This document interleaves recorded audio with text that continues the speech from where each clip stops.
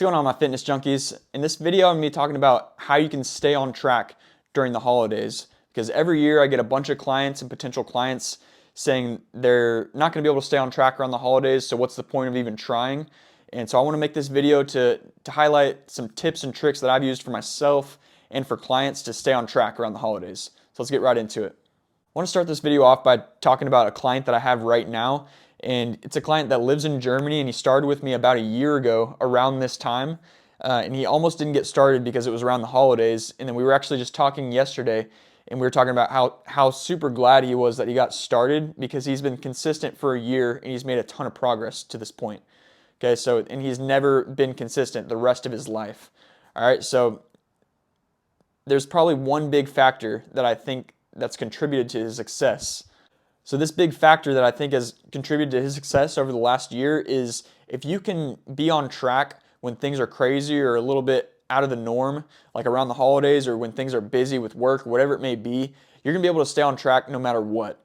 All right, so I think that's why he's been so successful, is that once he got past that period and he was able to create those habits during that time, it's been easy the rest of the time.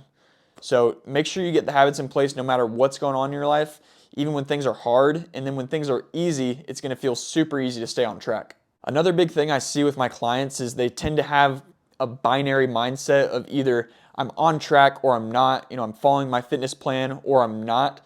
Try not to think so black and white. I try to get you to think more of it's a spectrum. Okay, so you're either following your fitness plan this well or not so well. Like it's not so black and white. Don't just think of it as I'm on track or I'm not. Try to just think of it as how closely am I following my plan? And this is going to help your mindset a whole lot, especially around the holidays. Another big tip that's going to help you a lot is just being realistic with your schedule around the holidays and just simply planning a little bit ahead. All right, if you're able to just plan a little bit ahead with your prepping or when you're going to get the workouts in, doing that little bit of planning in the beginning of the week is going to make it so that you don't fall off track throughout the week. So just be realistic with what you have going on and do a little bit of planning in the beginning of the week. Another huge thing that's helped me and a lot of my clients is knowing body weight and cardio alternatives in worst case scenarios or if your gym is closed. All right, so if you know body weight movements that you can do instead of weight movements to still get that resistance training in, if you know cardio that you can do if your gym is closed, you don't have access to your normal equipment, then you can stay on track no matter what. So kind of the first diet tip is going to be focusing and prioritizing protein around the holidays. Around the holidays, there's going to be a lot of carb-heavy, fatty foods. It's usually going to be more carb and fat-based foods that's going to cause you to overindulge. And if you focus on more of the protein-based foods, one, it's going to make you feel more full because protein is the most satiating macronutrient, but it's just going to cause you to also be able to steer clear of most of those really high-carb, high-fat foods that usually cause you to overindulge overall.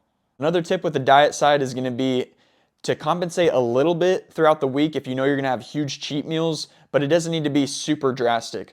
All right, it doesn't need to be like I'm going to starve myself the whole week because I know I'm having a big cheat meal with my family around the holidays. Like, if you're 95% of the time being disciplined throughout the week, then that's really what matters. And that cheat meal 1 or 2 times during that week is not going to derail your progress 100%. This next tip applies around the holidays, but also just kind of all throughout the year. So strategically eat your meal prep before you have cheat meals. All right, I've used this as a strategy for myself. Like if I've gone out to eat with friends or family or whatever it may be, like eat a little bit of chicken and rice before you go do that, and then you're going to be feeling not starving when you go and eat, so you're not going to feel like you have to eat the whole kitchen table when you're there.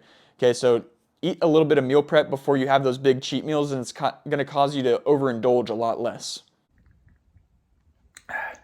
Another thing that's going to help you a whole lot is just guzzling a ton of water. This is going to help you feel full, and it's going to cause you to overindulge a lot less as well. Last kind of bonus tip I have for you is just be a leader. And what I mean by this is it's okay to say no, and you don't have to feel like you have to explain yourself either. This is something that I've had to kind of learn for myself over the years, but part of being a leader is being able to say no and standing your ground. There's going to be a lot of peer pressure, especially around the holidays. So just know that it's okay to say no, and you don't have to feel like you have to explain yourself to others.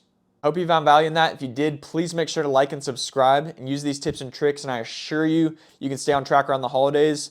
But have a great holiday season, y'all, and I'll see you in the next video. Peace.